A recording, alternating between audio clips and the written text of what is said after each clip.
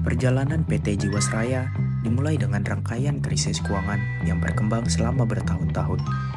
Pada tahun 2006, perusahaan pertama kali menghadapi masalah serius dengan ekuitas negatif sebesar 3,29 triliun rupiah. Defisit terus membesar, mencapai 5,7 triliun pada 2008 dan 6,3 triliun pada 2009. Upaya penyelamatan dimulai dengan skema reasuransi yang pada akhir 2011 menghasilkan surplus sementara 1,3 triliun rupiah. Namun menurut Kepala Biro Perasuransian, hal ini hanyalah solusi sementara, sehingga program ini pun tidak dilanjutkan. Dan pada Desember 2012, Jiwasraya mendapatkan izin untuk menjual produk JS Saving Plan dengan janji bunga tinggi sebesar 9-13%, yang mana resiko investasi ditanggung oleh perusahaan dan bukan pemegang polis, yang justru memperburuk kondisi keuangan perusahaan. Pada 2017, laporan keuangan tampak baik karena pendapatan premi dari produk JS Saving Plan mencapai 21 triliun dan bahkan Jiwasraya melaporkan laba sebesar 2,4 triliun. Namun pada 2018, kebenaran mulai terungkap. Audit dari PricewaterhouseCoopers mengoreksi laba dari 2,4 triliun menjadi hanya 428 miliar. Dan pada periode Oktober sampai November tahun 2018, Jiwasraya menyatakan ketidakmampuannya membayar klaim polis senilai 802 miliar rupiah. November 2019 menjadi titik puncak. Ekuitas perusahaan mencapai minus 27,24 triliun karena memiliki kewajiban mencapai 50,5 triliun. Erick Thohir melalui Kementerian BUMN melaporkan indikasi kecurangan ke Kejaksaan Agung. Investigasi pun mengungkapkan bahwa hampir 95% dana investasi ditempatkan pada aset berisiko tinggi. Dan pada Januari 2020, Badan Pemeriksa Keuangan secara resmi mengungkapkan bahwa laba Jiwasraya sejak 2006 adalah hasil rekayasa akuntansi alias window dressing. Kejaksaan Agung pun mulai mengambil tindakan hukum. Pada Desember 2012, Jiwasraya meluncurkan produk JS Saving Plan melalui skema Bank Assurance atau kerjasama dengan bank, yang segera menimbulkan sejumlah kejanggalan yang mencurigakan. Produk ini menawarkan proposal investasi yang tampaknya sangat menggiurkan. Namun menurut kami, produk ini tidak lebih dari sekedar skema Ponzi.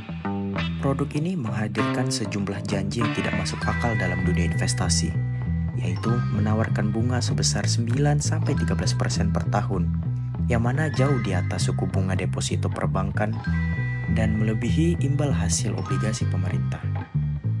Jiwasraya juga menjanjikan seluruh resiko investasi ditanggung penuh oleh perusahaan, yang bertentangan dengan prinsip dasar investasi, yang mana semakin tinggi potensi keuntungan, semakin besar pula resiko yang harus ditanggung.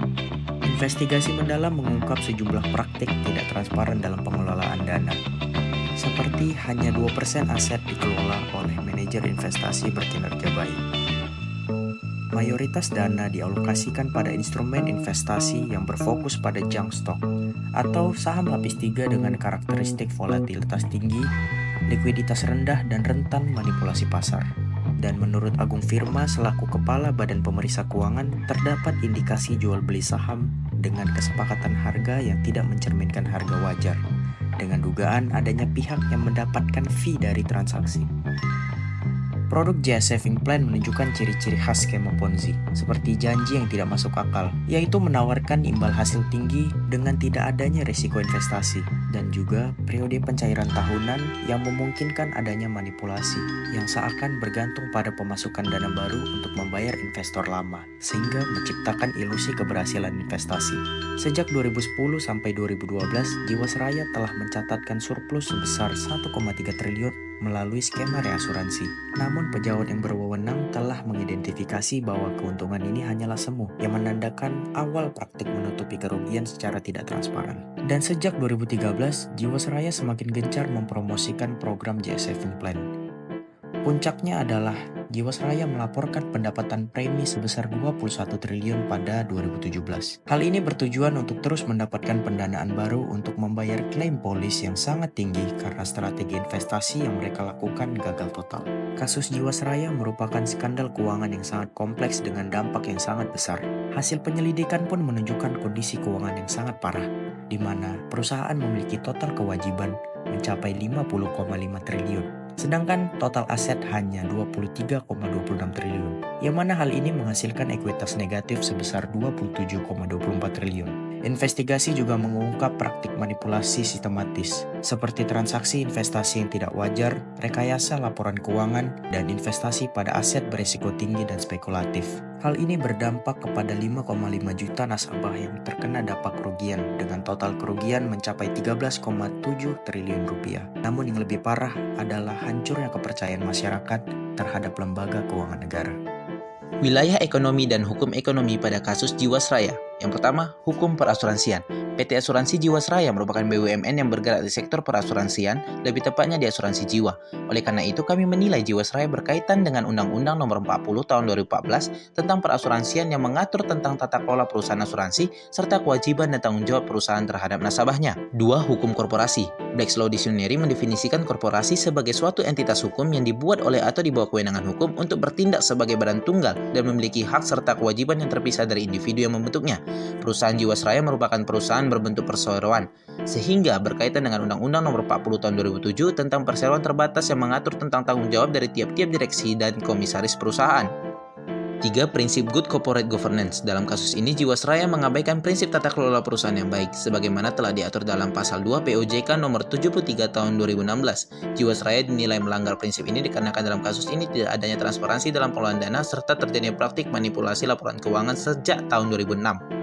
4. Keuangan dan investasi. Dalam kasus ini ada dua hal yang bertentangan dengan prinsip keuangan dan investasi, yaitu adanya penawaran bunga 9 hingga 13%, yang dimana itu merupakan angka yang sangat jauh dari standar imbal hasil pada umumnya, yang hanya berkisar 5 hingga 8%. Selain itu, pengelolaan investasi oleh Jiwasraya sangat bermasalah, yang dimana dari total aset keseluruhan, hanya 2% yang dikelola dengan manajemen yang baik, dan sisanya dialokasikan ke investasi saham dengan likuiditas rendah dan volatilitas tinggi. Dalam praktiknya, Jiwasraya juga menerapkan skema Ponzi, di mana pada skema ini perusahaan mengharapkan modal dari investor baru untuk memberikan keuntungan yang dijanjikan kepada investor lama. 5. Pasar modal. Jiwasraya terlibat dalam pembelian saham lapis 3 yang beresiko dan tidak likuid. Dalam praktiknya, saham ini melibatkan kesepakatan harga yang tidak mencerminkan nilai wajar yang memungkinkan terjadinya manipulasi pasar. Hal ini merusak integritas pasar modal Indonesia karena harga saham yang diperdagangkan tidak berdasarkan nilai real perusahaan, melainkan kesepakatan internal yang tidak sah. Selain itu, pengalihan aset dari instrumen berkualitas tinggi seperti surat utang negara menuju saham spekulatif yang sangat beresiko semakin memperburuk situasi. Adapun peran negara dalam kasus ini menurut analisis kami. Pertama, negara sebagai pelaku usaha. Jiwasraya adalah BUMN, artinya modalnya berasal dari kekayaan negara. Sebagai pemilik, negara seharusnya mengawasi kinerja perusahaan. Namun, Jiwasraya justru mengalami kerugian sekitar 16,81 triliun akibat pengelolaan investasi yang sembrono. Dana dialihkan ke saham beresiko tinggi tanpa prinsip kehati-hatian. Negara jadi ikut menanggung kerugian ini. Kedua, negara sebagai regulator. Negara memiliki kewenangan menetapkan aturan, seperti Undang-Undang BUMN, Undang-Undang Perseroan Terbatas, dan berbagai peraturan OJK. Misalnya POJK Nomor 73 Tahun 2016 mengatur tata kelola perusahaan asuransi agar transparan dan akuntabel. Sayangnya, Jiwasraya melanggar banyak prinsip ini. Laporan keuangan dimanipulasi dan investasi tidak sesuai aturan. OJK sebagai pengawas juga lambat bertindak, meskipun akhirnya mencabut izin usaha Jiwasraya dan memindahkan polis ke Ivega Life. Ketiga, negara sebagai penegak hukum. Kejaksaan Agung mengusut tuntas kasus ini. Para pelaku seperti Hendris Manrahim, Hari Prasetyo, dan Beni Cokro Saputro dijerat pasal-pasal berat, termasuk Undang-Undang Tindak Pidana Korupsi dan Tindak Pidana Pencucian Uang. Mereka dijatuhi hukuman penjara hingga seumur hidup, ditambah dengan denda triliunan rupiah sebagai bentuk tanggung jawab hukum. Jadi, negara berperan sebagai pelaku usaha, regulator, dan penegak hukum. Kasus ini menunjukkan betapa pentingnya pengawasan yang ketat, tata kelola yang baik, dan penegakan hukum agar kepercayaan publik terhadap lembaga keuangan tidak runtuh.